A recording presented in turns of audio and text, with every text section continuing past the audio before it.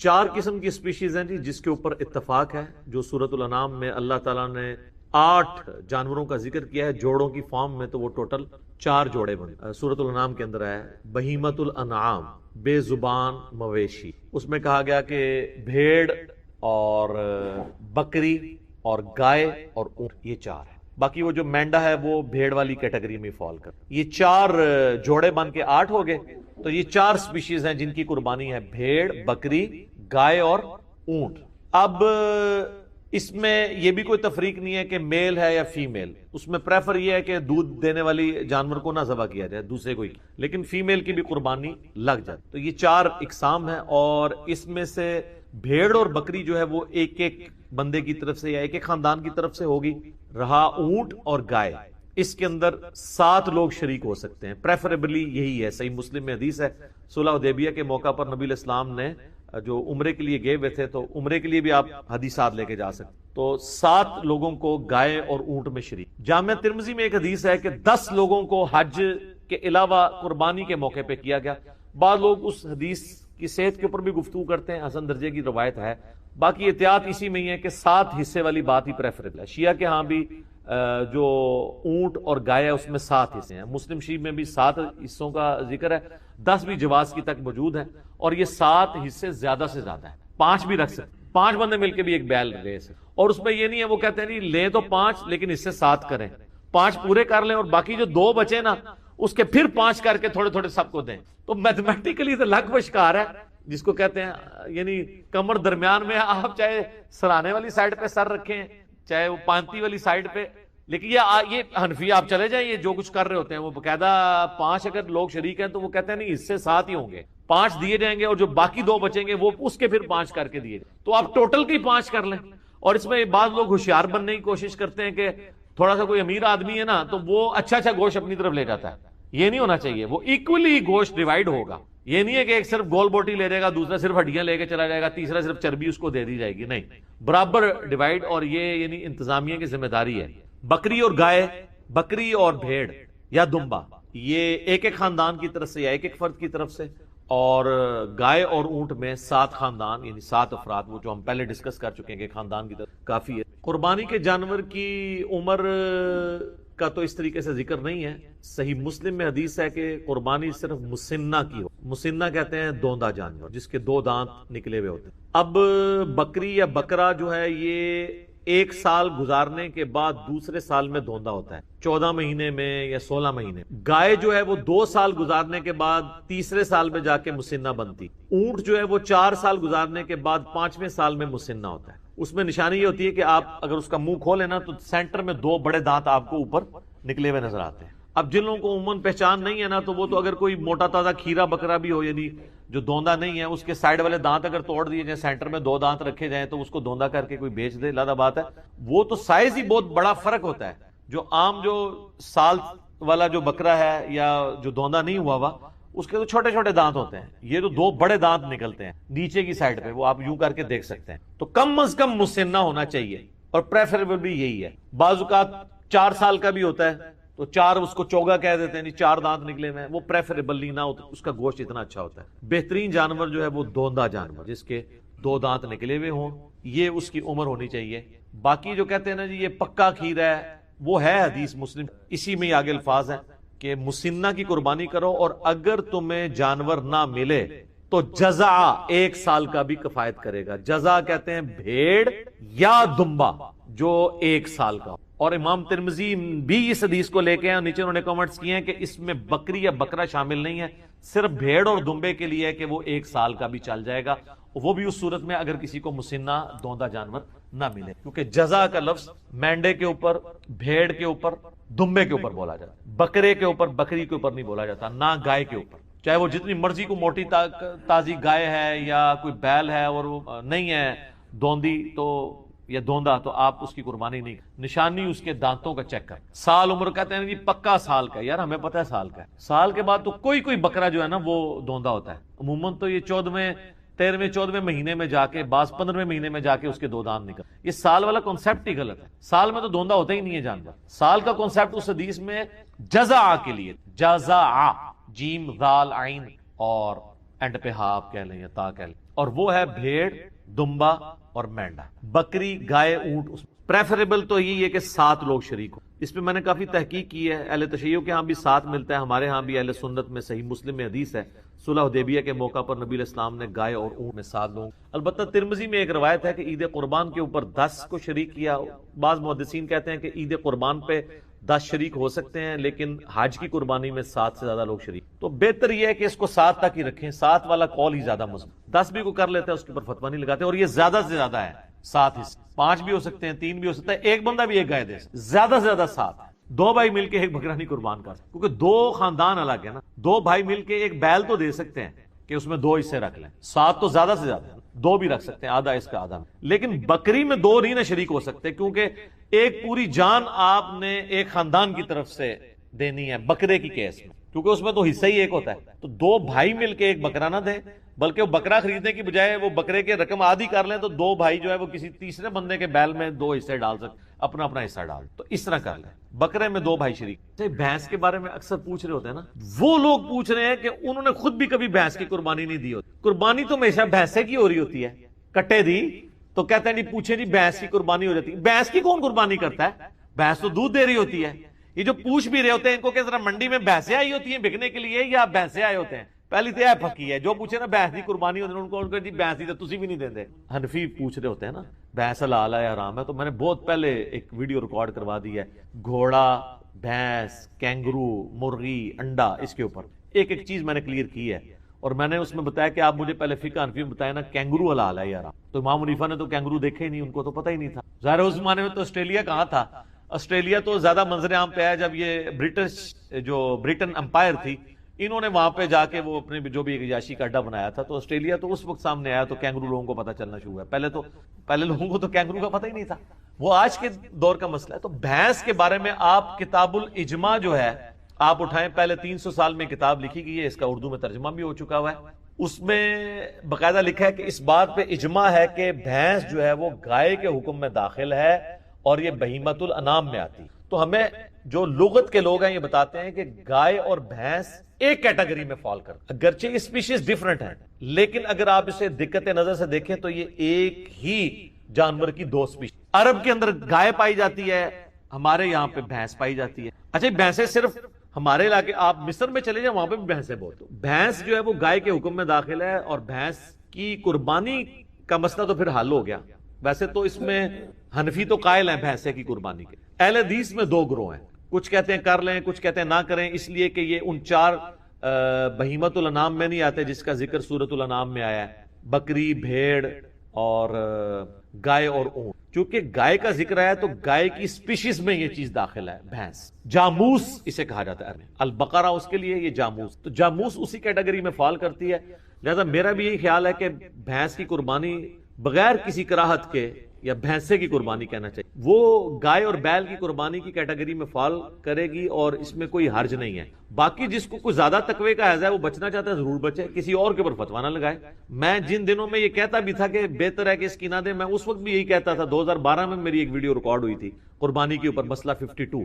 اس میں نے کہا تھا کہ ہم فتویٰ کسی پہ نہیں لگاتے، اگر کوئی دینا چاہتا ہے بھینس کی قربانی ضرور کرے.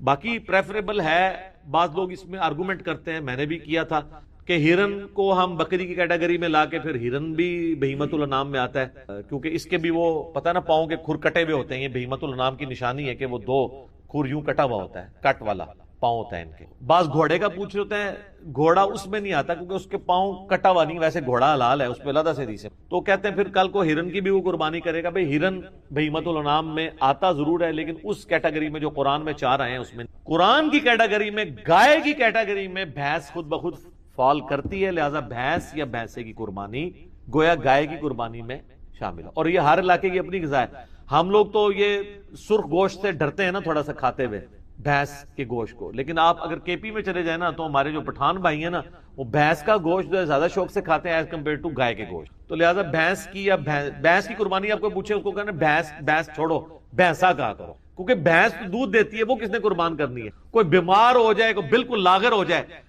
اس طرح کی بھینس اگر قربانی کے لیے آتی ہے تو اس کی قربانی بھی نہیں لگے گی. یہ ذہن میں رکھیے. ہاں تو بھینسے کی قربانی لگنی چاہیے جو صحیح تازہ ہو، بہترین قسم کا، تو وہ اس کا گوشت بھی اچھا ہے اور ٹھیک ہے سنت ابراہیمی میں آئے گا، بنا ہوا بچڑا جو ہے وہ حضرت ابراہیم علیہ السلام بھی لے آئے تھے، قرآن میں آتا ہے، ان کو بعد میں پتا چلا کہ یہ تو فرشتے ہیں کھاتے نہیں ہیں، پہلے تو ان کو پتہ ہی نہیں چلا، اس سے عقیدہ علم غیب بھی کلیئر ہوتا ہے، تو وہ ڈر گئے اپنے دل میں کہ یہ کیوں نہیں کھا رہے، میرا نمک کہیں مجھے نقصان پہنچانے تو نہیں آئے، تو پھر فرشتوں نے کہا نہیں ہم انسانی شکل میں آئے، ہم ہے فرشتے ہیں، قوم لوط پہ عذاب لیں۔ تو بھینس بالکل حلال ہے جی، اور حلال بھی ہے، اس کی قربانی بھی گائے کی کیٹیگری میں فال کر، بے فکر ہو کے کریں، کوئی مسئلہ۔ دیکھیں سب سے بڑا عیب تو یہ ہے کہ وہ دوندا نہیں ہے، تو وہ قربانی نہیں ہوگی۔ جو مسلم شریف میں حدیث ہے کہ صرف مسنہ کی قربانی ہوگی دوندے کی، اور اگر تم دوندا نہ پاؤ تو جزع 1 سال کا کفایت کرے گا، اور جزع کے بارے میں امام ترمذی نے ساتھ لکھ دیا اس حدیث کے کانٹیکسٹ میں، کیونکہ ترمذی میں بھی حدیث ہے، مسلم میں بھی موجود ہے، ترمذی میں، کہ جزع سے مراد بھیڑ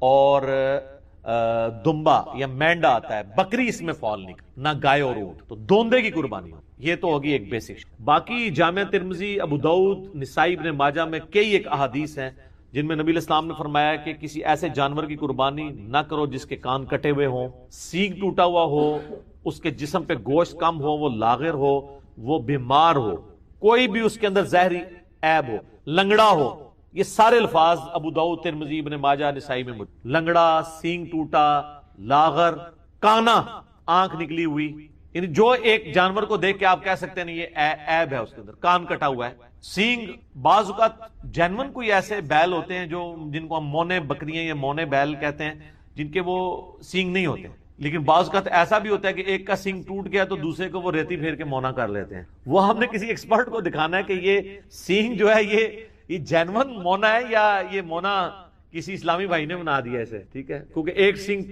ٹوٹا تھا تو دوسرا بھی توڑ دیا، اور اس کے بھی چانسز ہوتے ہیں کہ سینگ ٹوٹا ہوا اور وہ کسی طریقے سے اس کے اوپر کوئی ایڈہیسو لگا کے وقتی طور پہ اس کو جوڑ دیا جائے۔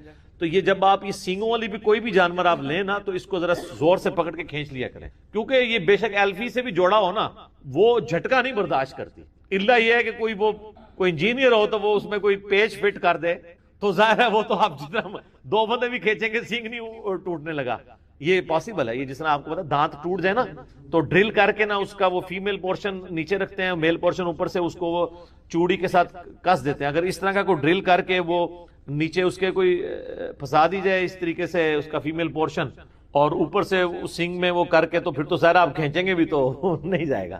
تو بہرحال اس میں تسلی کریں، اس لیول پہ تو خیر بہت کوئی سمجھدار ہوا تو وہ جائے گا، ادروائز زیادہ تر تو وہ جس طریقے سے جوڑتے ہیں تو مونا بکرا ہو یا سینگ والا ہو دونوں کو چیک ضرور کر لیا کریں کہ یہ عیب۔ قربانی واجب ہے یا سنت؟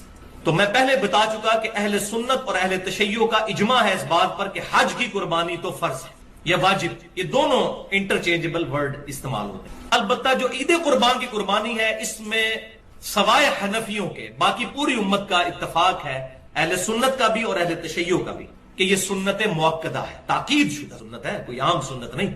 حنفی کہتے ہیں واجب ہے، اور ظاہر وہ حدیث بڑی سخت ہے جو میں پہلے بیان کر چکا، سنن ابن ماجہ میں، مسند امام احمد میں اور المستدرک للحاکم میں صحیح سند کے ساتھ ہے، اور امام ذہبی نے بھی موافقت کی ہے کہ جو استطاعت کے باوجود قربانی نہ کرے تو ہماری عیدگاہوں کے قریب بھی نہ پھٹ۔ اب اس کے بعد اگر کوئی واجب کا رزلٹ نکال لے تو بعید نہیں ہے، لیکن ہم چونکہ مقلد نہیں ہیں اور نہ غیر مقلد ہیں، متبع سنت ہے، ہم صحابہ اکرام اور اہل بیت کے فہم کے مطابق کتاب و سنت کو سمجھتے ہیں۔ تو اب کیوں ہم اس کو واجب نہیں سمجھتے؟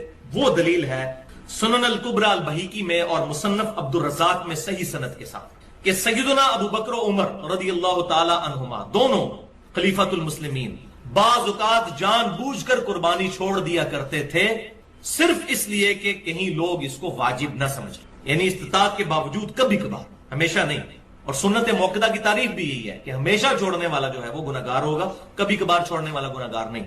لہذا اب اس میں خصوصاً ہمارے اہل سنت میں سے جو اہل حدیث مکتبہ فکر کے لوگ ہیں ان کے لیے بہت بڑا لمحہ فکری ہے، کیونکہ اہل حدیث مکتبہ فکر کے لوگ جو ہے وہ حنفیوں کے مقابلے پر یہ بہت چیز پروپیگیٹ کرتے ہیں کہ حنفی اس کو واجب کہتے ہیں حالانکہ یہ سنت ہے۔ دیکھیں ابو بکر و عمر نے چھوڑ دی، اب اگر ہم چند فینیٹکس قسم کے اہل حدیث علماء والا فتویٰ لگائیں کہ آپ حدیث کو چھوڑ کے ابو بکر و عمر کے پیچھے لگے ہوئے ہیں، جو یہ اکثر کہہ دیتے ہیں جب ہم ان کو کوئی صحابی کا قول بتاتے ہیں تو کہتے ہیں جی حدیث دیکھیں آپ ابو بکر عمر کے پیچھے چل پڑے، اور حالانکہ یہاں پر حدیث کو دیکھا جائے تو حنفی بالکل ٹھیک ہے، صرف حدیث کو کہ عیدگاہوں کے قریب بھی نہ آئے جو قربانی نہیں کرتا تو واجبیت نکلتی ہے، لیکن اس حدیث کا فہم صحابہ سے سمجھا کہ آپ صلی اللہ علیہ وسلم نے ڈرانے کے لیے کہا ہے، اتنی تاکید کی. اس سے مراد واجبیت نہیں بلکہ سنت موقدہ ہے، اور اس کا سہارا جو ہے وہ یہی سیدنا ابوبکر اور عمر کا عمل ہے. ورنہ حدیث پہ جائیں تو اب یہاں پر تمام اہل حدیث کہتے ہیں کہ نہیں ابوبکر اور عمر نے اگر یہ کیا ہے رضی اللہ تعالیٰ عنہما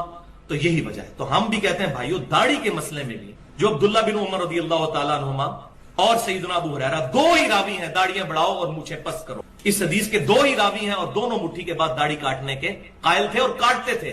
صحیح بخاری میں ہے کہ وہ حج اور عمرے کے موقع پر عبداللہ بن عمر کاٹتے تھے، اور سنن ابی داؤد کے اندر اور الموطا امام مالک میں ہے کہ مطلقاً کاٹتے تھے. وہ پوری ڈیٹیل کے ساتھ میں نے گفتگو کی ہے ahlsunnatpau.com پر.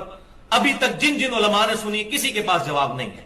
مسئلہ نمبر 33 کے نام سے 1 گھنٹے کی گفتگو ہے، داڑھی کی اہمیت اور اس کی مقدار کا بیان، اور اس میں دونوں ایکسٹریم رویے جو ہیں میں نے ان کا الحمدللہ رد کیا ہے کہ صحابہ کے فہم کو دیکھ خام خانی کہہ دینا کہ صحابہ نے غلط کام کیا ہے. ورنہ سب سے پہلے تو تراویح کی نماز بند کروائی جائے جو بخاری اور مسلم میں حدیث ہے، نبی صلی اللہ علیہ وسلم نے 3 دن پڑھی. وہاں پھر صحابہ اکرام کی بنا لیتے ہیں، نہیں جی صحابہ نے شروع کروائی تھی تو اب مرفوع حدیث کہاں گئی؟ تو صحابہ اکرام علیہم رضوان کا اگر کوئی عمل حضور صلی اللہ علیہ وسلم کے خلاف ہو ہمارے سینس میں وہ ریجیکٹڈ نہیں ہوگا. این ممکن ہے وہی فارم ہو اس کا، تا وقت کہ صحابہ میں اختلاف نہ ہو جائے. اختلاف ہو جائے پھر ہم دیکھیں گے جمہور کی رائے کیا ہے. جیسا کہ حج تمتع کے مسئلے میں عبداللہ بن عمر اور سیدنا عمر کیا اختلاف ہوا، بالکل ٹھیک ہو گیا. سیدنا عمر نے اپنا ڈیسیژن واپس لیا، جامع ترمذی میں موجود ہے. جہاں اختلاف کوئی نہ پایا جاتا ہو تو 14ویں صدی کے ملوں کے کہنے پر عبداللہ بن عمر کو ہم بدعتی نہیں کہہ سکتے اس مسئلے، والعیاذ باللہ تعالی. تو یہ مسئلہ میں نے یہاں پر الحمدللہ کلیئر کر دیا. پوائنٹ نمبر 2، قربانی کے لیے نصاب کیا ہے، یعنی کس بندے کے پاس کتنا روپیہ یا مال ہو تو وہ قربانی کرے گا. تو بھائیو اس پہ میں آلریڈی ایک حدیث تو بیان کر چکا کہ جس پہ استطاعت ہے وہی قربانی جو ہے وہ کرے گا. استطاعت میں کوئی نصاب بیان نہیں کیا افضل جو بھی جانور خرید سکے. لہذا یہ جو زکوٰۃ کا نصاب لگایا ہوا ہے یہ بالکل من گھڑت بات ہے، ایسی بات نہیں. کوئی زکوٰۃ کا نصاب نہیں، جو بھی جانور خرید سکتا ہے. اگر انہی دنوں میں اس کے پاس اتنا پیسہ آ گیا کہ وہ جانور خرید سکتا ہے، چاہے وہ صاحب نصاب نہیں بھی ہے زکوٰۃ کے حوالے سے، تب بھی اس نے قربانی کرنی ہوگی، سنت موقدہ ہے. اب یہاں پر بعض لوگوں نے آج کل بڑے مجھے فون بھی آ رہے ہوتے ہیں، جی جناب ہم تو مقروض ہیں تو سنا ہے کہ مقروض کے اوپر جو ہے وہ قربانی نہیں ہے. بھائی دنیا میں کون سا بندہ ہے جو مقروض نہیں ہے؟ آپ نے جو کمیٹیاں ڈالی ہوتی ہیں لاکھ 2-2 لاکھ کی تو مقروض ہی تو ہوتے ہیں. تیسری کمیٹی لے کر بیٹھ جاتے ہیں، ابھی پیچھے 15 کمیٹیاں باقی ہوتی ہیں تو قرض ہوتا ہے آپ پر. اس حساب سے تو دنیا میں کسی پر بھی قربانی نہیں بنے گی. یہ مقروض شروع والی یہ سب من گھڑت اور فراڈ والی باتیں ہیں، کوئی ایسی بات نہیں ہے. قرضہ تو ہر بندے پر ہے. اور دوسری طرف حال یہ ہے کہ اگر سالی کی شادی آ جائے تو قرضہ بھی اٹھا کر جو ہے وہ بھی بچوں کو کپڑے اور جوتیاں لے کر دیں گے، اور کوئی سرمنی آ جائے سارے کام کریں گے. لیکن قربانی میں جی میں تو مقروض ہوں. تو قرض بھی اگر اٹھانا پڑتا ہے کسی بندے کو، قربانی کرے وہ اگر وہ سمجھتا ہے کہ میں اتار سکتا ہوں. قرض تو ہم سب اٹھاتے ہیں، جو کمیٹی ڈالی ہوتی ہے قرض ہی تو اٹھایا ہوتا ہے. ہمیں پتا ہوتا ہے کہ ہم آہستہ آہستہ کر کے لوٹا دیں گے. تو اگر آپ کو قرض ملتا ہے تو ضرور قربانی کریں، کیونکہ وعید اس معاملے میں بہت سخت ہے. لیکن اگر کوئی بیچارہ بہت ہی مفلس ہے اور نہیں کر سکتا بیچارہ، تو وہ میں پہلے حدیث بتا چکا، سنن ابی داؤد، سنن نسائی اور المستدرک الحاکم میں صحیح سند کے ساتھ ہے، اور امام ذہبی نے بھی موافقت کی ہے کہ آپ صلی اللہ علیہ وسلم نے فرمایا کہ جس میں استطاعت نہیں ہے وہ پھر عید والے دن اپنے ناخن کاٹ لے اور بغلوں کے بال اور زیر ناف بال صاف کر لے. اور اس میں امپلائڈ ہے کہ پھر وہ یکم ذی الحجہ سے لے کر قربانی تک، قربانی کے دن تک، عید کی نماز تک یہ بال نہیں کاٹے گا تو اللہ تعالیٰ اسے پوری قربانی کا ثواب انشاءاللہ عطا فرما دے گا. پوائنٹ نمبر 3 کہ ایک خاندان کے ایک فرد پر قربانی ہے یا سب نے ہی قربانی کرنی ہے. یہ بھی آج کل بڑا کریٹیکل ایشو ہے. یہ ساروں نے قربانی کرنی ہے.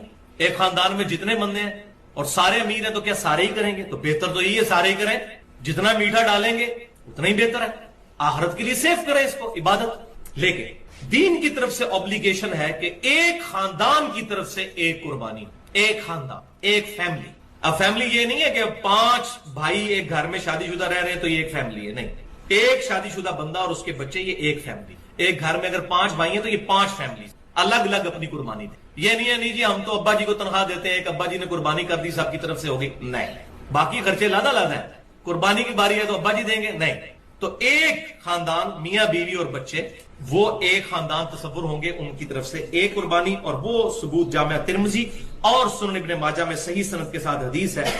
عطا بن یسار تابعی کہتے ہیں کہ میں نے سیدنا ابو ایوب انصاری جو نبی صلی اللہ علیہ وسلم کے میزبان تھے ان سے پوچھا کہ آپ صلی اللہ علیہ وسلم کے زمانے مبارک میں آپ لوگ قربانی کس طرح دیا کرتے تھے؟ تو انہوں نے کہا کہ آپ صلی اللہ علیہ وسلم کے مبارک زمانے میں ہم میں سے ہر شخص ایک خاندان کی طرف سے ایک ہی بکری قربان کیا کرتا اور وہ اس کے اور اس کے گھر والوں کی طرف سے تصور ہوتی تھی، لیکن بعد میں پھر صورتحال خراب ہوگی اور لوگ باہم فخر کرنے کے لیے ایک سے زیادہ قربانیاں کرنا شروع کر دیں، جس کا ذکر اگلی حدیث میں موجود ہے، سنن ابن ماجہ میں ہی اور المستدرک للحاکم میں صحیح سند کے ساتھ، اور امام ذہبی نے بھی موافقت کی ہے کہ حذیفہ بن اسید رضی اللہ تو وہ کر لیں اس طریقے سے کہ وہ آفس جا کے اگر کوئی ٹائم ملتا ہے ٹی بریک کے اندر یا اس وقت پڑھ لیں، تو اس طریقے سے فجر کی سنتیں چھوٹ جاتی ہیں تو فوراً بعد بھی آپ پڑھ سکتے ہیں۔ صحیح ابن خزیمہ اور ابن حبان میں حدیث موجود ہے، ترمذی میں بھی ہے لیکن وہ سند ضعیف ہے، اور مشکات کے اندر شیخ زبیر صاحب نے پوری اس کی فٹ نوٹ پہ لکھ دی ہے کہ یہ سند ضعیف ہے، صحیح سند بھی اس کی لکھ دی ہے کہ ایک صحابی جو ہے فجر کی نماز کے بعد 2 رکعتیں پڑھ رہے تھے، آپ کھڑے ہو گئے، آپ صلی اللہ علیہ وسلم نے فرمایا یہ کیا پڑھ رہے ہو؟ جب سلام پھیر چکا کہا یا رسول اللہ میری جو پہلی 2 رکعتیں تھی وہ رہ گئی تھی، میں نے وہ پڑھی ہیں۔ آپ صلی اللہ علیہ وسلم خاموش ہو گئے۔ اسے کہتے ہیں حدیث سے تقریری، کہ آپ کے سامنے کوئی عمل ہوا اور آپ خاموش رہے، وہ دین کا حصہ بن گیا۔ تو اس سے بات پتہ چلی، اسی حدیث سے امام شافعی، امام احمد بن حنبل، امام مالک رزق نکالتے ہیں کہ فجر کے فوراً بعد 2 سنتیں پڑھی جا سکتی ہیں، اور یہ اس حکم سے نکلی ہوئی ہیں جو ہے نا کہ آپ کوئی اور نماز نہیں پڑھ سکتے ان اوقات کے اندر، فجر کے اندر اور عصر کے بعد والے، اس سے یہ باہر ہے، اس کی ایکسیپشن دے دی گئی ہے، تو آپ پڑھ سکتے ہیں۔ اور اگر کوئی سورج نکل کے پڑھنا چاہتا ہے اس وقت بے شک پڑھ لے، لیکن یہ جو کہتے ہیں نہیں اتنی دیر بیٹھا رہے ہوں، اتنی بڑی سزا اس بندے تو لا رہے ہو ایک سنت نماز پیچھے، فرض کے لیے کہیں لکھا کہ بیٹھا رہے انتظار میں، اس کے لیے آپ کہتے ہیں بیٹھا رہے، کیوں بھائی؟ ایک نماز جب سنت ہے، اس طریقے سے مستحب نمازوں کے لیے بھی ہوتا ہے۔ یہ اکثر عموماً میں نے اہل حدیث کی مسجدوں میں دیکھا ہے، وہ حدیث وہ ایک لے کے آتے ہیں بخاری مسلم سے، وہ جمعے کی نماز والی، کہ ایک شخص آیا، وہ آپ صلی اللہ علیہ وسلم خطبہ دے رہے تھے، اس دوران وہ آ کے بیٹھ گیا، آپ نے فرمایا تو نے مسجد کی 2 رکعتیں پڑھ لی ہیں؟ اس نے کہا نہیں یا رسول اللہ، تو آپ نے فرمایا اس 2 رکعتیں پڑھ، 2 رکعتیں پڑھی، اس کے بعد وہ آ کے تقریر میں بیٹھا۔ اس سے رزق نکالتے ہیں کہ آپ مسجد میں بیٹھ ہی نہیں سکتے جب تک آپ 2 رکعتیں نہ پڑھ لیں۔ تو یہ صرف جمعے کی حد تک تو رزلٹ ٹھیک ہے، کسی محدث نے اس سے یہ رزلٹ نہیں نکالا کہ عام حالت میں بھی تحیت المسجد پڑھنا یہ واجب ہے اور آپ بیٹھ نہیں سکتے۔ اور یہاں دیکھیں میں نے لوگ 5 منٹ رہتے ہیں نہ سنتے پڑھتے ہیں اور بےچارے کھڑے رہتے ہیں انتظار کے اندر۔ ٹھیک ہے میں ان کی سنت سے محبت کی قدر ضرور کرتا ہوں، لیکن لوگوں کو تو مصیبت میں نہ ڈالیں، آ کے بیٹھ جائیں، کوئی حرج نہیں، کیونکہ آپ نماز پڑھنے ہی آئے ہیں۔ اور اسی طریقے سے اگر آپ زہر کے وقت آئے اور آپ نے زہر سے پہلے سنتیں پڑھ لی ہیں تو وہ تحیت المسجد اور تحیت الوضو کا قائم مقام ہو گئی۔ تحیت الوضو پڑھیں یا تحیت المسجد پڑھیں، ثواب کا کام ہے، اس میں تو کوئی شک نہیں ہے۔ سیدنا بلال کا عمل ہے، جب بھی ان کا وضو نہیں ہوتا تھا وضو کر کے 2 رکعتیں پڑھ لیا کرتے تھے، اور آپ صلی اللہ علیہ وسلم نے جنت میں ان کی آڑ بھی سنی ہے شب معراج، ٹھیک ہے، تو وہ یہ ان کا عمل تھا، یہ بہت اچھا عمل ہے، لیکن فرض و واجب نہیں اس کو آپ قرار دیں گے۔ اور جمعے کی بھی آپ رکھتے سن لیں، یہ صحیح مسلم کے اندر حدیث موجود ہے، حکمی حدیث ہے، جس نے جمعے کی نماز کے بعد رکعتیں پڑھنی ہو اسے چاہیے 4 رکعتیں پڑھے، تو 4 کی حکمی حدیث ہے۔ 2 والی حدیث جتنی بھی لے کے آتے ہیں وہ ساری کی ساری عمل ہے، 2 ہو سکتے ہیں آپ نے وہاں پڑھی ہو 2 گھر جا کے، جب یہ آگے نا 4 پڑھے، صحیح مسلم میں حدیث ہے، 2 کر کے پڑھیں یا ایک سلام سے، دونوں طرح درست ہے۔ میں نے صلاۃ و تسبیح والا لیکچر مسئلہ 91 میں کھول کے بیان کیا کہ جو نفلی نماز ہے، یہ سنت نماز ہے، اس کو آپ 2 کر کے بھی پڑھ سکتے ہیں، ایک سلام سے بھی 4 پڑھ سکتے ہیں، تو یہ جائز ہے، صحابہ کرام سے ثابت ہے۔ تو 4 پڑھنی ہے، جمعے سے پہلے کم از کم 2 ہیں، اور زیادہ سے زیادہ جتنی مرضی پڑھیں۔ اور جو صحیح بخاری میں حدیث ہے جو جتنا جلدی آئے اس کو اونٹ کی قربانی کا ثواب ہے، اس کے بعد جو ہے اس کو گائے کی قربانی کا ثواب، اس طرح کرتے کرتے اینڈ پہ انڈا صدقہ کرنے کا ثواب۔ اس سے یہ چیز بھی ظاہر ہوئی کہ انڈا بھی حلال ہے۔ انڈا کہنا ہے حدیث ہی جو کڈو جی انڈا حلال ہے کہ رام ہے، ساڈے امام صاحب نے دسیا، تمہارے امام صاحب تو پہلے کوئی نہیں سی انڈا کھانا۔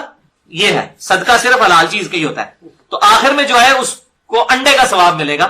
اور اس میں الفاظ ہے پھر جو جتنا آپ چاہو نماز پڑھو، تو جمعے سے پہلے کم از کم 2 رکھتے ہیں، زیادہ سے زیادہ آپ 100 پڑھیں، لیکن جب خطیب خطبہ دے رہا ہو، تقریر شروع ہو چکی ہو، پھر آپ نے 2 ہی پڑھنی ہے، پھر 4 نہیں آپ پڑھ سکتے۔ وہ 2 آپ نے پڑھ کے فوراً بیٹھ کے تقریر سننی ہے، اصل تو مقصد وہی تقریر ہے، اور وہ تقریر ہی اصل میں جب خطیب آ جاتا ہے نا ممبر کے اوپر، اس کے بعد رجسٹر بند ہو جاتے ہیں، صحیح بخاری میں حدیث ہے۔ نہ جی عربی اردو کا تو تقریر یہ بعد میں مولویوں نے مسئلہ نکالا ہے نا، اس میں الفاظ ہے ممبر پہ آنے سے پہلے، ممبر پہ جب آ گیا یہ جو خطیب ہے تو اب رجسٹر بند، کیونکہ وہ ممبر پہ خطیب آتا تھا تقریر کرنے کے لیے، نبی صلی اللہ علیہ وسلم کوئی تلاوت کرنے کے لیے تو نہیں ممبر پہ آتے تھے، تقریر کرنے کے لیے۔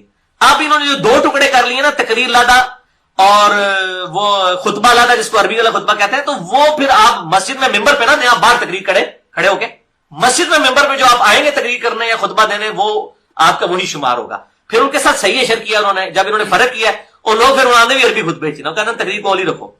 حالانکہ آپ حنفیوں کی مسجد میں بھی اگر جمعہ پڑھتے ہیں نا تو امام کی جو تقریر ہے نا اس کی شروع ہونے سے پہلے اگر آپ مسجد میں پہنچیں گے تو آپ کو وہ ایکسٹرا آرڈنری ثواب ملے گا، ادروائز کوئی ثواب نہیں ہے، صرف جمعے کا فرض ہی پورا ہوگا، وہ تو 2 رکعتیں بھی پڑھ لیں تو فرض پورا ہو جائے گا، لیکن مقصد دیکھیں اس دن تقریر اصل مقصد ہے. اللہ نے 4 کو بھی 2 کر دیا. اصل مقصد تو وہ تقریر ہے، تذکیر کے لیے ہوتا تھا. سورہ قاف پڑھا کرتے تھے آپ صلی اللہ علیہ وسلم، صحیح مسلم میں آتا ہے. وہ تذکیر کے لیے تقریر ہوتی ہے، اس لیے 4 رکعتیں کام کی گئی ہیں اور 2 رکعتیں. اچھا، اس حوالے سے بعض ایک روایت بھی ہے، وہ ضعیف سند کے ساتھ ہے سنن دارقطنی کے اندر، کہ اگر کوئی شخص جمعے میں صرف تشہد میں آ کے ملے تو 4 رکعتیں پڑھے. تو یہ روایت صحیح نہیں ہے. صحیح یہی ہے کہ اگر وہ جمعے کے تشہد میں سلام سے پہلے امام سے مل بھی جاتا ہے نا تو وہ پھر 2 رکعتیں ہی پڑھے گا، اور اگر اس کی رہ گئی ہے تو پھر وہ 4 فرض پڑھ لے اس کے زور کے. اور سفر میں تو جمعہ آپ صلی اللہ علیہ وسلم سے ثابت نہیں ہے. اگر کوئی پڑھ لیتا تو جواز کی حد تک ہے، ادروائز سفر میں آپ صلی اللہ علیہ وسلم نے 2 فرض ظہر کے ہی پڑھے، سفر میں جمعہ چھوڑ دیا. ظاہر ہے سفر کے اندر ویسے ہی بندہ تھکا ٹوٹا ہوتا ہے، تقریر کون سنے؟ اصل تو مقصد تقریر کرنا ہے نا، تذکیر کرنا ہے نا. تو آپ صلی اللہ علیہ وسلم نے اس کو بھی اسکپ فرما دیا اس حوالے سے. وہ میں نے بتایا نا، وہ غلط ہو گیا نا. جب آپ نے فرما دیا جس نے پڑھنی ہے وہ 4 پڑھے، تو آپ چاہے مسجد میں پڑھے چاہے گھر جا کے پڑھے جدھر مرضی پڑھے، پڑھنی 4 ہے. 4 سے آپ ویسے زیادہ پڑھ لیں، 6 بھی ابن عمر سے ثابت ہے. 4 پڑھنی ہے، یہ حکمی حدیث ہے. اور وہ کہتے ہیں جو گھر جا کے پڑھے وہ 2-3 روایتوں کو جوڑا ہوا. اب صحیح حدیث ہے بخاری کے اندر، ظاہر ہے بخاری کے اندر ہے کہ ابن عمر کہتے ہیں ہم نے ظہر سے پہلے آپ کے ساتھ 2 رکعتیں بھی پڑھی ہیں. اس سے بعض لوگوں نے رزلٹ نکالا کہ ظہر سے پہلے 2 بھی کافی ہیں. یہ غلط رزلٹ ہے، کیونکہ وہ 12 رکعتوں کے اوپر جنت کے محل کی بشارت ہے. اس میں ظہر سے پہلے 4 ہے. وہ ابن عمر نے جو 2 ساتھ پڑھی ہیں، ہو سکتا ہے آپ صلی اللہ علیہ وسلم 2 حجرے میں پڑھ کے آئے ہوئے ہوں، یا 2 آپ کا ٹائم تھوڑا تھا، 2 آپ نے بعد میں پڑھ لی ہوں. جب الگ سے حدیث موجود ہے نا کہ وہ کیا معاملات ہیں، یہ اسی طریقے سے جیسے گھوڑوں کے دموں والی حدیث جو ہے وہ رفع الیدین پہ لگاتے ہیں. وہ کلیئر ہے کہ تشہد کے وقت تھا، وہ سلام ایسے کرتے تھے تو ہاتھ اٹھاتے تھے. اب وہ کہیں گے اس میں سلام کے الفاظ میں نہیں، وہ آپ دیکھیں وہی حدیث ابو داؤد میں بھی ہے، نسائی میں بھی ہے. اس پہ چیپٹر کیا ہے امام ابو داؤد نے بنایا ہے. اور تقی عثمانی صاحب کو بھی خیال آیا، انہوں نے بھی تقریر ترمذی میں لکھ دیا کہ گھوڑوں کی دموں والی حدیث جو ہے یہ لگانا رفع الیدین پہ یہ علمی خیانت کرنے کے مترادف ہے، یہ اس کے بارے میں نہیں ہے. اور مفتی احمد خان نعیمی صاحب جو ہر چیز الٹی بیان کرتے ہیں، جال حال کے اندر رفع الیدین کے خلاف چیپٹر باندھا اور یہ روایت انہوں نے اس میں نہیں لکھی. ان کو حیا کہ یہ میں نے نہیں لگانی، ورنہ وہ ہر شاید لکھ دیتے ہیں. انہوں نے بھی نہیں یہ روایت لکھی. ان کو بھی خیال ہے کہ یار یہ تو خام مطلب ہم اس کو بدل رہے ہیں دین کو. ہاں، یہ خطبے کے دوران، جمعے خطبے کے دوران جو یہ وہ کہتے ہیں جی وہ پہلے ایسے بیٹھے رہتے ہیں ہاتھ باندھ کے، پھر دوزانوں کچھ بھی نہیں، کہیں بھی ثابت نہیں ہے. آپ صلی اللہ علیہ وسلم نے پہلی تو بات ہے یہ بیٹھتے ہی سارے غلط ہے. احادیث میں جو ملتا ہے وہ یہ ہے کہ صحابہ کرام آپ صلی اللہ علیہ وسلم کی طرف رخ کر کے بیٹھتے تھے، یعنی گول دائرے میں بیٹھیں گے. جس طرح ابھی ادھر بیٹھے انہوں نے میری طرف منہ کیا، ادھر والے ادھر کیا. یہ قبلہ کی طرف منہ کر کے بیٹھنا جمعے کے خطبے کے دوران، یہ تو اس کا مقصد ہی نہیں ہے. تقریر آپ نے سن رہے ہیں، یہ قبلے کی طرف کیوں منہ کیا ہوا ہے؟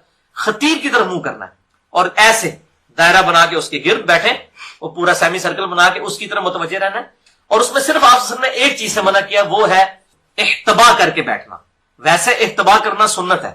آپ صلی اللہ علیہ وسلم فجر سے اشراق تک احتبا کر کے مسجد میں بیٹھتے تھے، دونوں گھٹنے کھڑے کر کے اور ایسے ان کو پکڑ لینا. اس طرح مسجد میں بیٹھنا سنت ہے. چوکڑی مار کے بیٹھنا بھی، دوزانوں بھی، یہ بھی.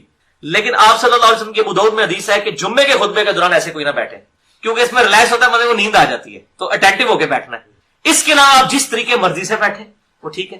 یہ جو انہوں نے کیا ہوا ہے پہلے ادھر بیٹھے رہتے ہیں، دوسرے وہ یہ کہتے ہیں جی، وہ پھر اس میں کہتے ہیں، وہ کہتے ہیں جی وہ چونکہ 2 خطبے ہیں تو 2 رکعتاں گھٹ گئی نے جمعے دیاں تے او دی جگہ 2 خطبے آ گئے نے، وہ پھر وہ اپنی نماز پوری کر رہے ہوتے ہیں. ہاں، یہ پیچھے اس کی تھیم ہوتی ہے. ایک مولوی صاحب کے سامنے یہی مسئلہ ایک صاحب میں کہہ رہے تھے پہلے سے جو ہے ہاتھ باندھتے ہیں، اور دوسرے میں وہ جواب دے رہے ہیں یہ عربی خطبہ ہے، لوگوں کو عربی نہیں آتی، وہ آنے والا سمجھے گا جب آپ یہاں ایسے بیٹھے ہو کہ پہلا خطبہ ہو رہا ہے. وہ عجیب سا، یہ میں لطیفہ تک بات آپ کو بتا رہا ہوں.